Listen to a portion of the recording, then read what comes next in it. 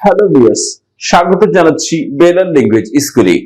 আজকে আমরা ইংরেজি ও বাংলায় 10 ধরনের প্রেজেন্ট পার্টিসিপল বা চলমান কৃদন্ত পদ সম্পর্কে জানবো। এখানে দেখতে পাচ্ছেন non finite verb. Non finite verb মানে হচ্ছে অসমাপিকা ক্রিয়া। এই প্রেজেন্ট পার্টিসিপল যে ভার্বটা দেখছেন সেটা হচ্ছে অসমাপিকা ক্রিয়া, মানে আইএনজি যুগে যে ভার্ব।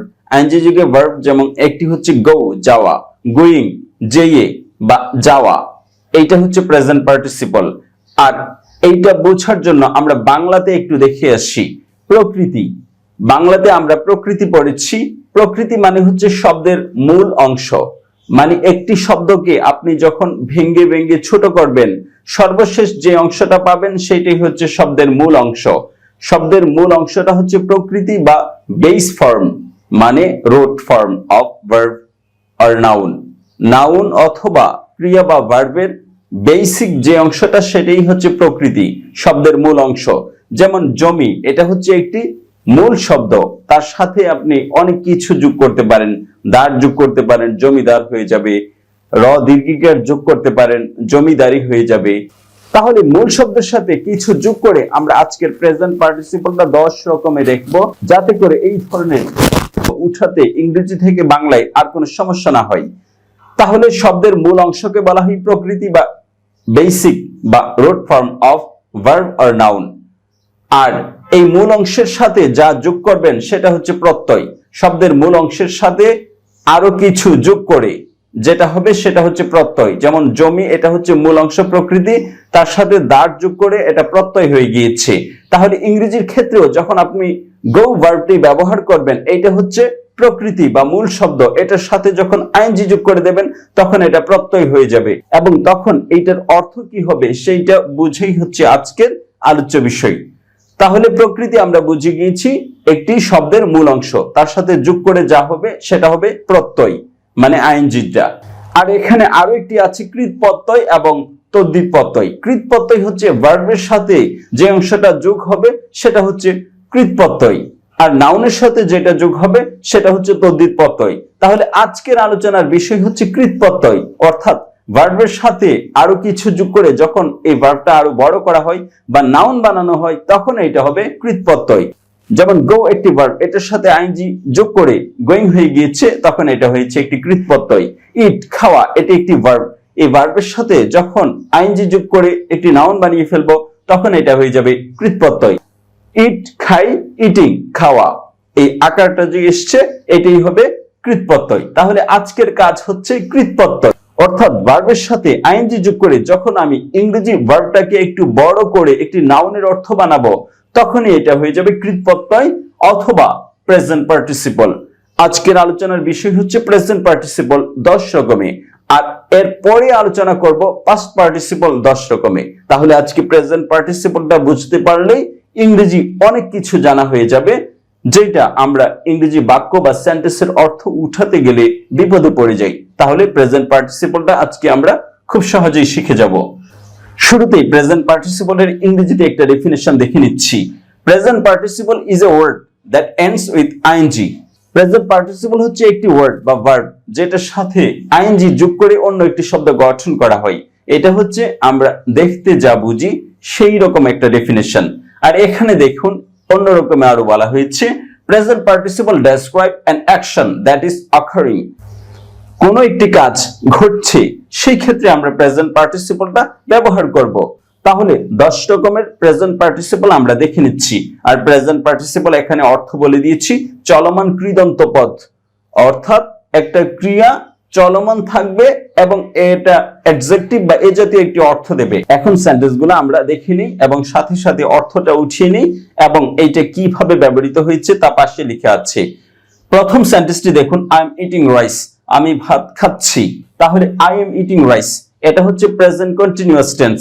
এটা প্রেজেন্ট কন্টিনিউয়াসে ব্যবহার করতে পারেন, পাস্ট কন্টিনিউয়াসে ব্যবহার করতে পারেন, ফিউচার কন্টিনিউয়াসে ব্যবহার করতে পারেন। খাচ্ছি প্রেজেন্ট কন্টিনিউয়াস, খাচ্ছিলাম পাস্ট কন্টিনিউয়াস, খাইতে থাকবো ফিউচার কন্টিনিউয়াস। তাহলে এই ফরম্যাটটা আমরা সবাই জানি। চলমান হলে একটি ভার্ব আসবে এম ইজ আর, অতীতের হলে ওয়াজ ওয়্যার, ভবিষ্যতের হলে শ্যাল বি উইল বি, তার সাথে ভার্বটা আসবে আইএনজি সহ। এইটা আমরা টেন্সে পড়ে গিয়েছি খুব সহজেই এবং এইটার অর্থও জানি। কিন্তু এইটা যে প্রেজেন্ট পার্টিসিপল এইটা আমরা খুবই কম জানি, কারণ বাংলাদেশের বইগুলোতে সাধারণত প্রেজেন্ট পার্টিসিপল ফরম্যাটটা যে ট্রান্সফরমেশন অফ ভার্ব আছে সেখানে লেখা হয় না, সেখানে শুধু base form, past participle form লেখা হয়, প্রেজেন্ট পার্টিসিপলটা লেখা হয় না। এই জন্য এটা আমরা জানলেও নামটা বুঝতে পারি না এটা present participle. I am eating rice, এটা হচ্ছে প্রেজেন্ট পার্টিসিপল ভার্বের রূপান্তর। আমি ভাত খাচ্ছি, কন্টিনিউয়াস টেন্স বা চলমান কাজ। তাহলে এই সেন্টেন্সটা আমরা বুঝে গিয়েছি এটা টেন্স থেকে নেওয়া হয়েছে। এখন বাকি সেন্টেন্সগুলোর সাথে তুলনা করলেই আপনি বুঝতে পারবেন প্রেজেন্ট পার্টিসিপল আসলে কি। দ্বিতীয় সেন্টেন্সটি দেখুন, the smiling boy is my brother.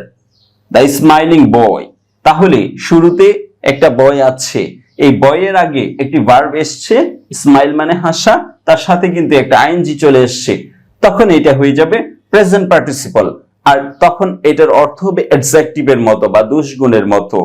যখন আপনি একটি ভার্ব আইএনজি দিয়ে নাউন বানাবেন তখনই এটা প্রেজেন্ট পার্টিসিপল হয়ে যাবে এবং দুষ্গুণ বোঝাবে যদি নাউনের আগে বসে। তাহলে বয় একটি নাউন বা বিশেষ্য, তার আগে বসছে স্মাইলিং একটি ভার্ব, সাথে আইএনজি এসে এটা নিজে একটি অ্যাডজেক্টিভ হয়েছে, এজন্য এটা present participle of adjective, adjective হয়ে একটি প্রেজেন্ট পার্টিসিপল।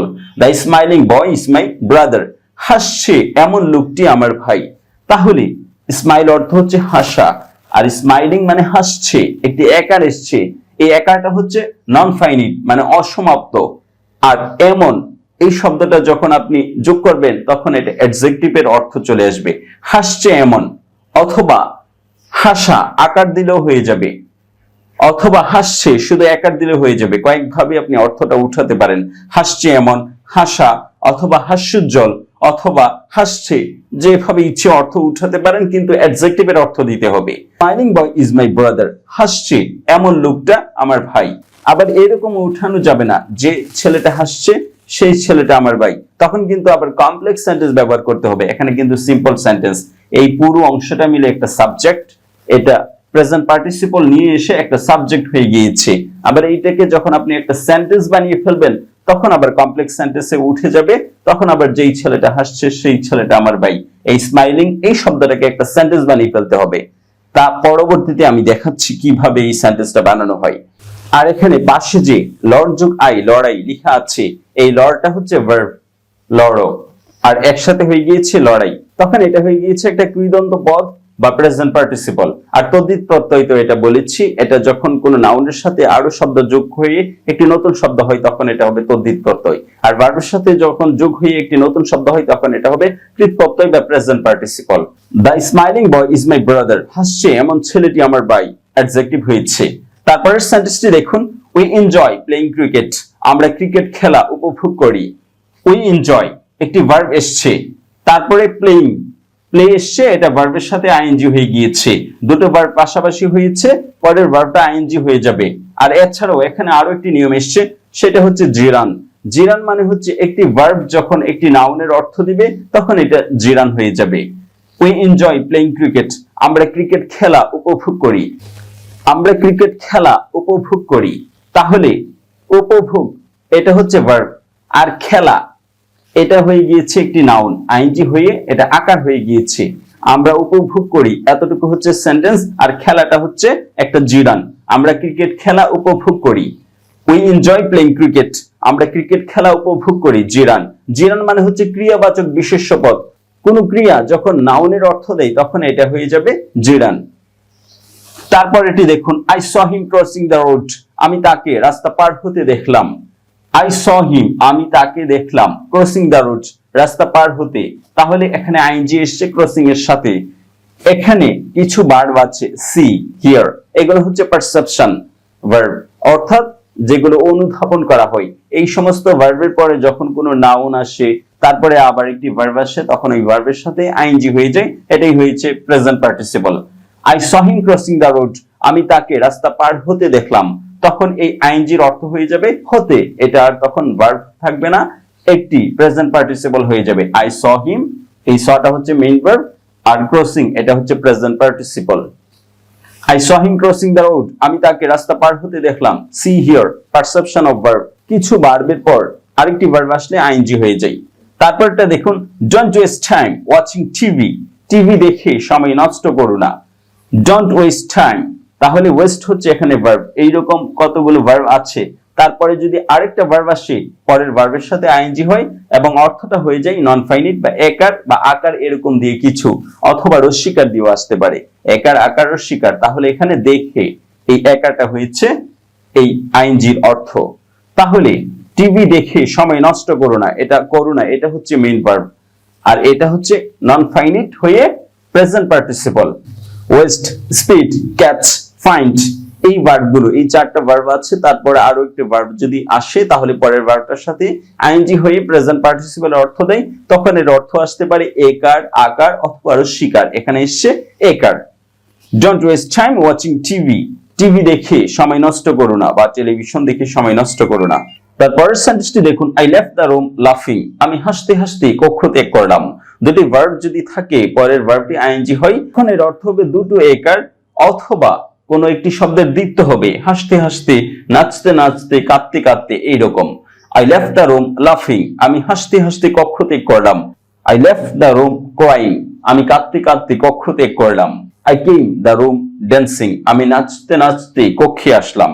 এরকম হয়ে থাকলে আপনার এই প্রেজেন্ট পার্টিসিপল বা চলমান কৃদন্ত পদে ব্যবহার করবেন। তারপরের সেন্টেন্সটি দেখুন, এই সেন্টেন্সটি খুবই মজাদার, কারণ রাইটিং এর সময় এই সেন্টেন্সটি খুব বেশি ব্যবহার করা হয়। এই সেন্টেন্সটি ব্যবহার করা হয় আরো একটি সেন্টেন্স আছে ফার্স্ট পার্টিসিপলে, যেটা পরবর্তী ভিডিওতে দিব। তাহলে the boy singing is my friend, the boy singing, এখানে মূলত দুটো সেন্টেন্স ছিল, দুটো সেন্টেন্সকে একটি সেন্টেন্স বানানো হয়েছে, অর্থাৎ সরল বাক্য বানানো হয়েছে, কমপ্লেক্স বাক্যকে বা জটিল বাক্যকে সিম্পল সেন্টেন্স বানানো হয়েছে। The boy singing is my friend, গান গাইছে এমন ছেলেটি আমার ভাই।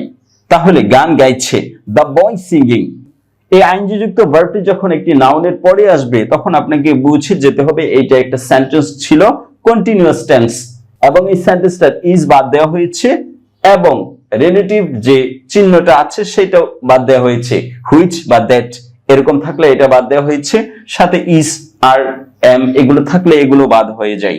তাহলে the boy singing is my friend, গান গাইছে এমন ছেলেটি আমার ভাই।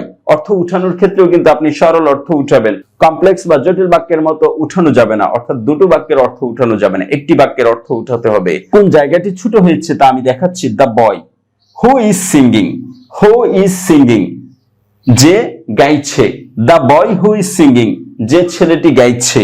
তাহলে হু উঠে গিয়েছে, ইজ ছিল এটাও উঠে গিয়েছে, শুধু সিঙ্গিংটা রয়ে গিয়েছে। এইটাই হচ্ছে শর্ট করে ফেলবেন আপনি যে কোনো উপবাক্যকে। The boy singing is my friend, গান গাইছে এমন ছেলেটি আমার ভাই। আবার এটা যদি আপনি কমপ্লেক্স সেন্টেন্স বা এখানে যা লুকায়িত আছে তা যদি বের করে দেন তখন অর্থ কি হবে, সেন্টেন্সটি কি হবে তা বলছি। The boy who is singing is my friend, the boy who is singing, যে ছেলেটি গান গাইছে, ইজ মাই ফ্রেন্ড, সেই ছেলেটি আমার ভাই। The boy who is singing, who is singing এতটুকু হচ্ছে একটা sentence, the boy is my friend এটা হচ্ছে আরেকটা সেন্টেন্স, একটা সেন্টেন্সের মাঝখানে আরেকটা সেন্টেন্স বসে যাবে, এটাই হচ্ছে প্রেজেন্ট পার্টিসিপলের কাজ। গান গাইছে এমন ছেলেটি আমার ভাই, আর এটা হচ্ছে আপনি অ্যাডজেক্টিভের অর্থ উঠাবেন। এখানে লিখেছি দুটি ক্লজ বা উপবাক্যকে একটি বাক্যে বানাতে আপনি প্রেজেন্ট পার্টিসিপলটি ব্যবহার করবেন, অর্থাৎ হু উঠিয়ে দিবেন, ইজ উঠিয়ে দিবেন, শুধু আইএনজি যুক্ত ভার্বটি রাখবেন, এটা অ্যাডজেক্টিভের অর্থ দেবে। ক্লজের ক্ষেত্রে অ্যাডজেক্টিভ সবসময় নাউনের পরে বসে, কিন্তু ক্লজ ছাড়া এমনিতেই অ্যাডজেক্টিভ সবসময় নাউনের আগে বসে। তারপরের সেন্টেন্সটি দেখুন, we saw A sleeping dog, আমরা একটি ঘুমন্ত কুকুর দেখলাম, অ্যাডজেক্টিভ। এটা স, এটা এক হচ্ছে পারসেপশন ভার্ব, আবার হচ্ছে we saw A sleeping dog, তারপরে একটা এ আসছে, এ আসলে পরে একটা অ্যাডজেক্টিভ আসে এবং আইএনজি আসছে, এটার অর্থ হচ্ছে নত। এই নত এটা হচ্ছে কৃদন্ত, চলমান কৃদন্ত পদ। তাহলে নত, আমরা একটি ঘুমন্ত, তাহলে স্লিপিং ঘুমন্ত, রানিং চলন্ত, ফ্লাইং উড়ন্ত, কামিং আসা আকার, এভাবে যখন আইএনজির অর্থ আসবে নত দিয়ে এটা হবে কৃদন্ত, অথবা আকার দিয়েও আসতে পারে, অথবা রস্যকার দিয়েও আসতে পারে। তাহলে এগুলো হচ্ছে প্রেজেন্ট পার্টিসিপল। পরের সেন্টেন্সটি দেখুন, we saw the dog sleeping here, আমরা ঘুমন্ত অবস্থায় কুকুরটি দেখলাম। আবার অর্থের ভিন্ন হবে যখন এটার পজিশন চেঞ্জ হবে, এখানে ছিল এ স্লিপিং আর এখানে কিন্তু আবার এ নেই, তখন ঘুমন্ত অবস্থায় এরকম একটি অর্থ দিয়েছে। পাস্ট পার্টিসিপল কথাটা মনে হলেই আমাদের চোখের মধ্যে যেটা ভেসে আসে সেটা হচ্ছে ডু, ডিড, ডান। এই ডানটা হচ্ছে পাস্ট পার্টিসিপল। গো এন্ড গন, এই গনটা হচ্ছে past participle. Walk, walked, walked, এই ওয়াকটা হচ্ছে পাস্ট পার্টিসিপল। আমরা সাধারণত এইটাই জানি পাস্ট পার্টিসিপল, কিন্তু এইটার অর্থ খুবই সুন্দর। আমাদের দেশে সাধারণত এই পাস্ট পার্টিসিপলের অর্থটা শেখানো হয় না। এই পাস্ট পার্টিসিপল শেখার মাধ্যমে ইংরেজিতে অনেক বড় বড় বাক্য তৈরি করা যায় এবং বাক্যগুলো পড়তে খুবই মজাদার হয়।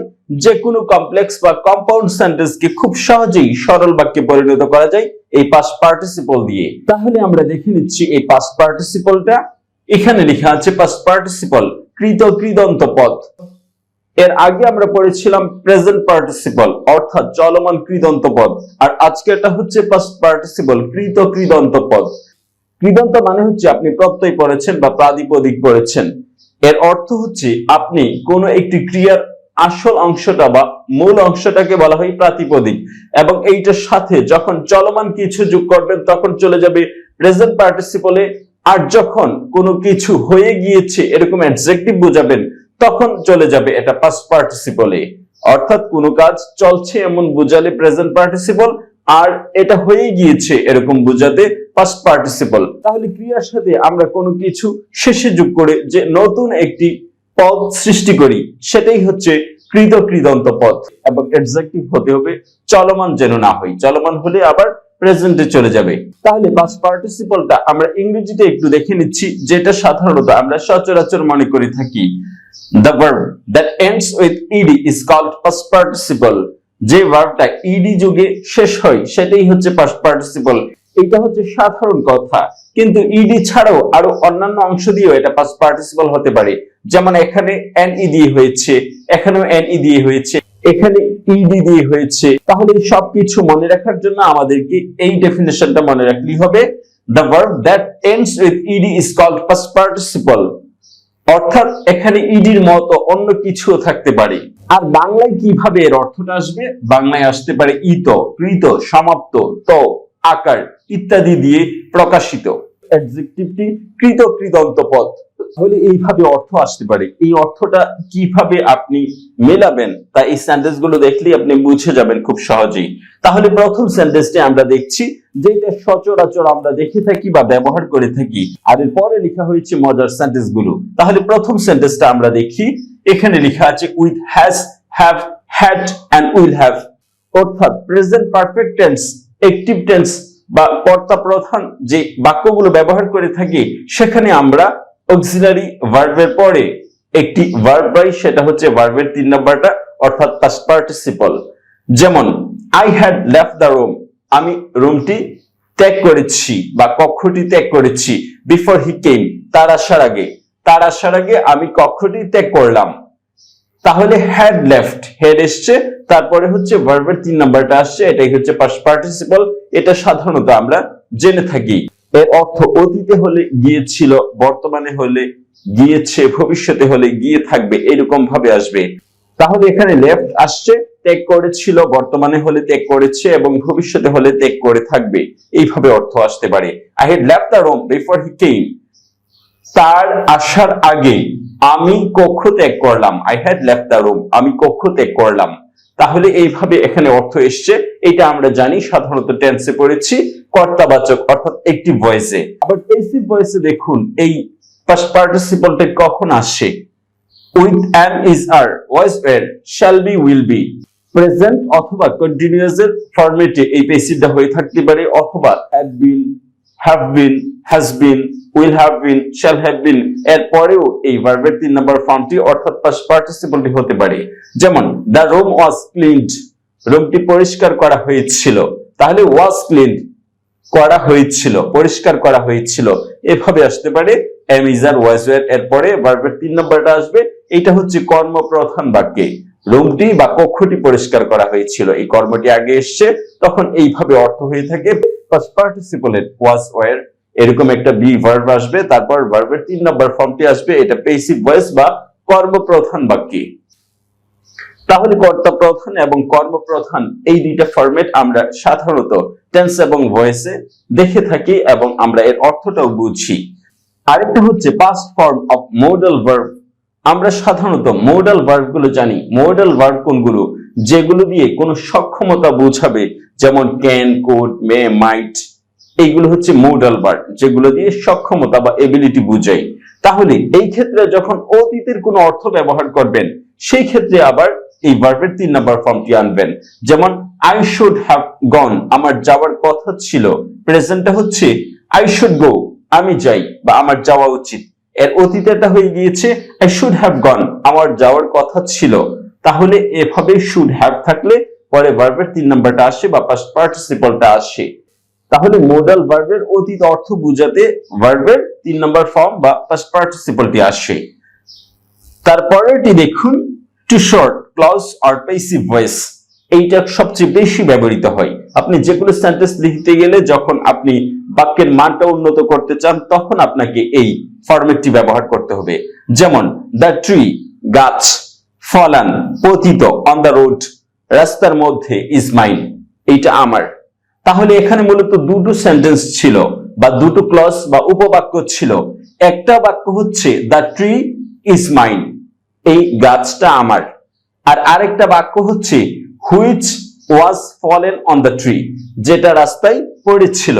হুইচ ওয়াজ, এই ফলেন 3 নম্বর ভার্বটার আগে দুটো ওয়ার্ড ছিল, হুইচ ওয়াজ, যে গাছটি। তাহলে হুইচটা উঠে গিয়েছে, ইসটা বা ওয়াজটা উঠে গিয়েছে, শুধু ফলানটা রয়ে গিয়েছে।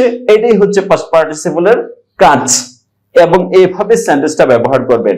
আর অর্থ দেখুন, যখন হুইচ ওয়াজ এটা উঠে যাবে তখন কিরকম থাকে, আর হুইচ ওয়াজ থাকলে অর্থ কিভাবে হয়। দ্য ট্রি, গাছটি, which was fallen on the road, যেটি রাস্তায় পড়েছিল, ইজ মাইন, সেটি আমার।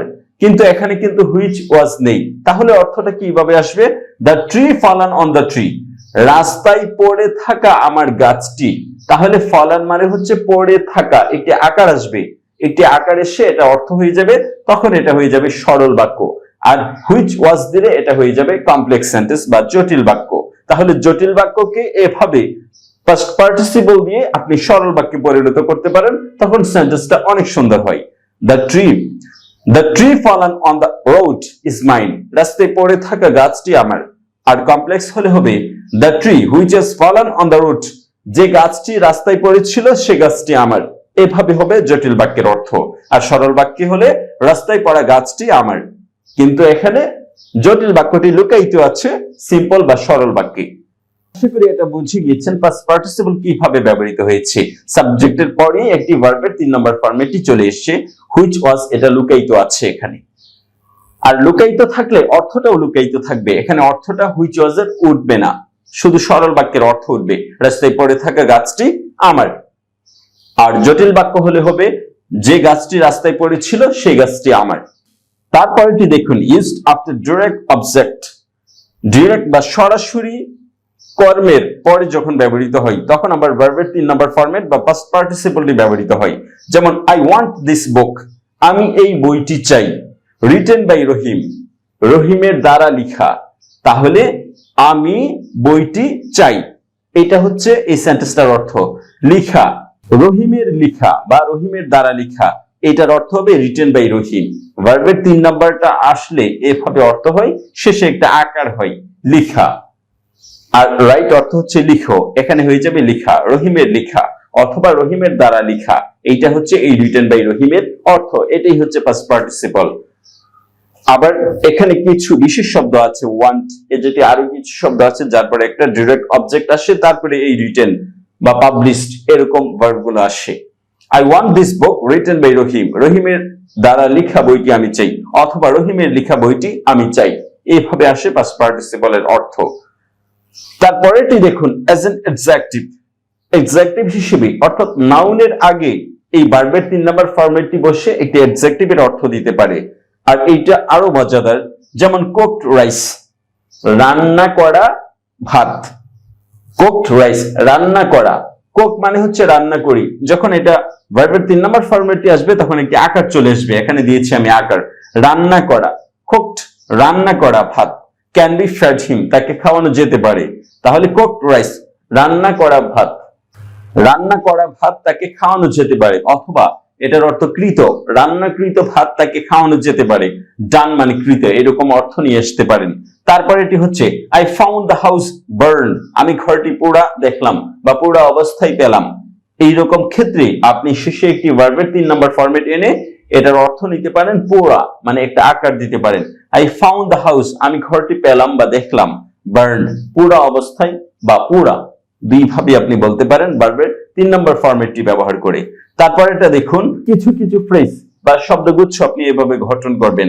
একটা হচ্ছে দ্য ফলান ট্রি, পতিত গাছ, দ্য ফলান ট্রি পতিত গাছ, দ্য ফলান ট্রি পতিত গাছ।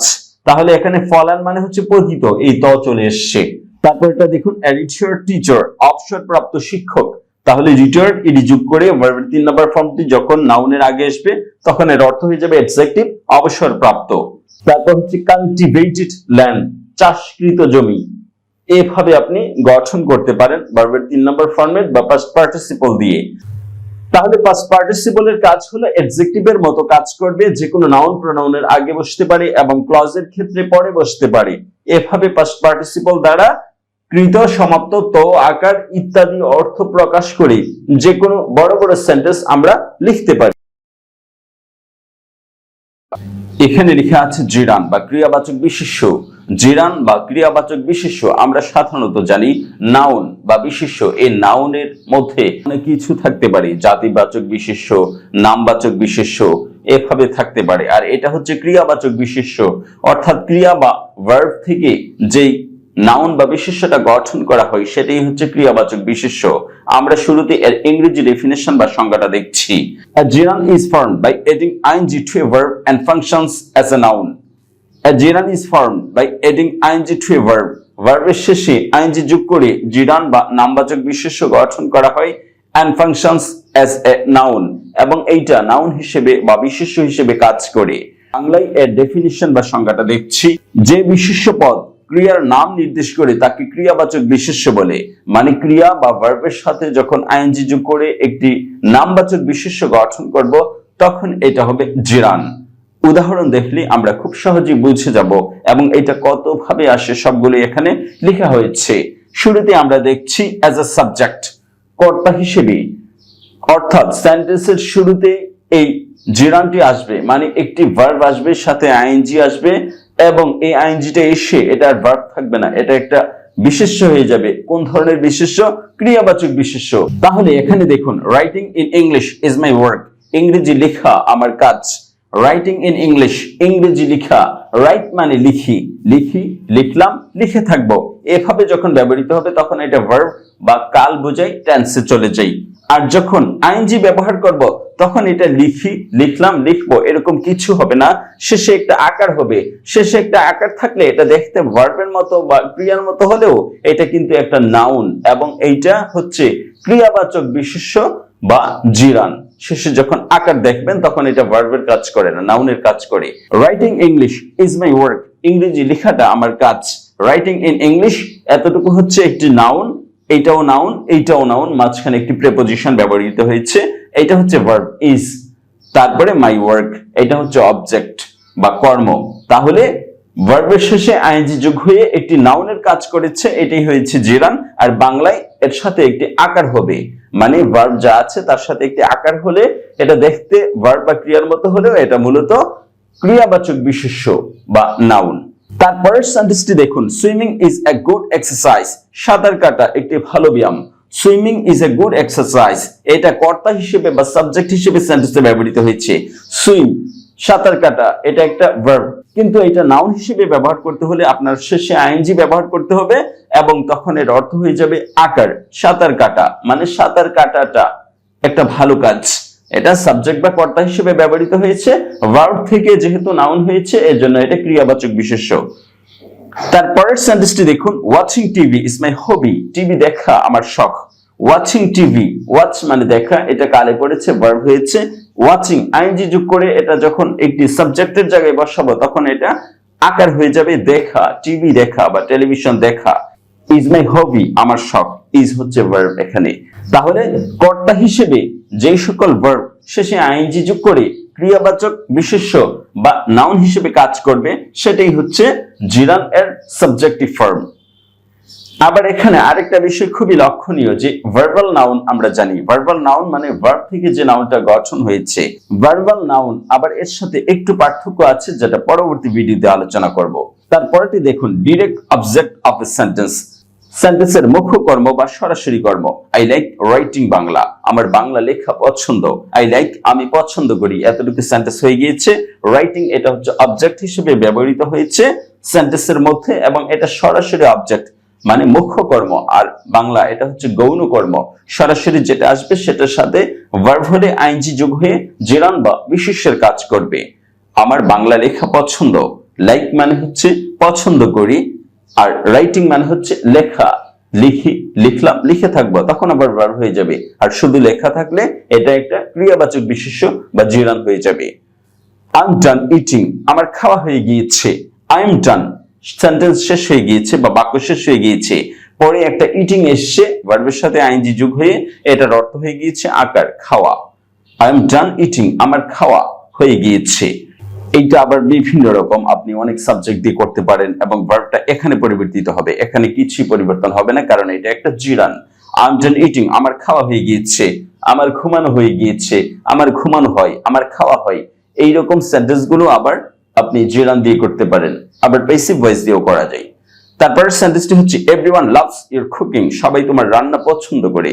এভরিওয়ান লাভস সবাই পছন্দ করে ইউর কুকিং তোমার রান্না।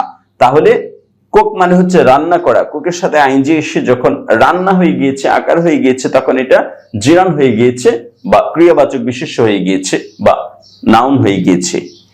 তারপরেটি দেখুন as a object of a preposition, prepositionের অবজেক্ট রূপে, preposition মানে পদান্বয়ী অব হয়, এরপর অবজেক্ট যখন হবে তখন এটা ভার্বের সাথে আইএনজি হয়ে জিরান হবে বা ক্রিয়াবাচক বিশেষ্য হবে। I will read book instead of talking, I will read book আমি বই পড়ি বা বই পড়ব, instead of talking কথা বলার পরিবর্তে। তাহলে টক মানে হচ্ছে কথা আর টকিং মানে হচ্ছে কথা বলার, আকারও এসছে আবার একটা র এসছে, তাহলে এটা জিরান হিসেবে ব্যবহৃত হয়েছে বা একটা নাউন হিসেবে ব্যবহৃত হয়েছে। তারপরের সেন্টেন্সটি হচ্ছে as a complement of subject, সাবজেক্টের কমপ্লিমেন্ট হিসেবে মানে সাবজেক্ট দ্বারা যা বোঝাই পরে অবজেক্ট এসে একই জিনিস বোঝাবে, এটাই হচ্ছে কমপ্লিমেন্ট। সাবজেক্টিভ কমপ্লিমেন্ট হতে পারে, অবজেক্টিভ কমপ্লিমেন্ট হতে পারে। মাই ক্যাট ইজ স্লিপিং, আমার বিড়ালটি ঘুমুচ্ছে, তাহলে মাই ক্যাট যা বোঝাচ্ছে এই ঘুমুচ্ছে একই জিনিস ইন্ডিকেট করছে, দুইটা দ্বারা একই বিষয় বুঝিয়েছে, আবার এটা অবজেক্ট। তাহলে এখানে এটা জিরান বা ক্রিয়াবাচক বিশেষ্য রূপে ব্যবহৃত হয়েছে, যদিও এটা দেখতে প্রেজেন্ট কন্টিনিউয়াস টেন্সের মতো। তারপরের সেন্টেন্সটি হচ্ছে ভার্ব ফলোড বাই এ জিরান, কিছু কিছু ভার্ব বা ক্রিয়া আছে যার পর অবশ্যই আপনাকে জিরান নিতে হবে বা ক্রিয়াবাচক বিশেষ্য নিতে হবে। এরকম 25-30টি শব্দ আছে যার পর আপনি জিরান ব্যবহার করবেন, কারণ অন্যথায় আপনার অর্থটা সঠিক হয় না। কিছু শব্দের শেষে জিরান বা আইএনজি ব্যবহার করতে হবে পরের ভার্বের সাথে, আবার কিছু শব্দের শেষে পরের ভার্বের আগে টু ব্যবহার করতে হবে। এইটা যদি স্পেসিফিক গ্রামারে লেখা আছে কিন্তু অর্থ উঠাতে গেলে আপনি দেখবেন সত্যি এখানে একটা জিরান লাগে, অন্যথায় অর্থটা উঠে না। যেমন I don't allow smoking here, আমি এখানে ধূমপান করার অনুমতি দেই না। আই ডোন্ট অ্যালাউ আমি অনুমতি দেই না, অ্যালাউটা হচ্ছে একটা ভার্ব, এইটার পরে যখন আরেকটা ভার্ব আসবে তখন অবশ্যই আইএনজি দিতে হবে ধূমপান করার অথবা ধূমপান করা যা নিতে পারেন। তাহলে অ্যালাউ একটি স্পেসিফিক শব্দ যার পর অবশ্যই জিরান নিতে হবে মানে আইএনজি যুক্ত ভার্ব নিতে হবে। তারপরের সেন্টেন্সটি দেখুন হি admitted stealing the money, he admitted তিনি স্বীকার করলেন স্টিলিং দ্য মানি টাকা চুরির বিষয়টি, তাহলে পরে অবশ্যই আইএনজি দিতে হয় অন্যথায় অর্থ উঠে না। তিনি টাকা চুরির বিষয়টি স্বীকার করলেন, অ্যাডমিট একটি স্পেসিফিক শব্দ গ্রামার অনুযায়ী, এরপর অবশ্যই আইএনজি ব্যবহার করতে হবে, এটাই হচ্ছে ক্রিয়াবাচক বিশেষ্য বা জিরান। এরকম আরো কতগুলো শব্দ আছে যা আমি অল্প কটা এখানে লিখে দিয়েছি। অ্যাভয়েড মানে এড়িয়ে চলা, ক্যারি অন চালিয়ে যাওয়া, কনসিডার বিবেচনা করা, সাজেস্ট পরামর্শ দেয়া, অ্যাডভাইস উপদেশ দেয়া, অ্যাকনলেজ স্বীকার করা, অ্যাভর ঘৃণা করা, এই জাতীয় শব্দের পরে আপনাকে অবশ্যই জিরান ব্যবহার করতে হবে মানে আইএনজি ব্যবহার করতে হবে। এইরকম আরো অনেকগুলো শব্দ আছে, সেই শব্দটি পড়ার পাশাপাশি যখন আপনি একটি সেন্টেন্স পড়বেন দেখবেন যে অর্থটা এভাবে উঠাতে হয়, পরে একটা নাউন আকার দিয়ে অথবা করার বলার এরকম ভাবে অর্থটা উঠাতে হয়, যা আইএনজি অবশ্যই প্রয়োজন পড়ে বা লাগে। এভাবে আমরা জিরান বা ক্রিয়াবাচক বিশেষ্য অর্থাৎ ক্রিয়া থেকে সাধারণত নাউন গঠন করা খুবই সহজ। যখন এটার নিয়ম থাকে শেষে টিআইওএন দিয়ে এনইডাবলএস দিয়ে এভাবে অনেক নাউন গঠন করা যায়, কিন্তু কিছু কিছু শব্দ আছে শেষে এগুলো নাই, তখন এগুলো দিয়ে যখন আমি নাউন বানাতে যাব শেষে আইএনজি দিতে হবে, তখন এটা হয়ে যাবে জেরান বা ক্রিয়াবাচক বিশেষ্য। ক্রিয়া থেকে আইএনজি যুগে যে নাউনগুলো গঠন করা হয়।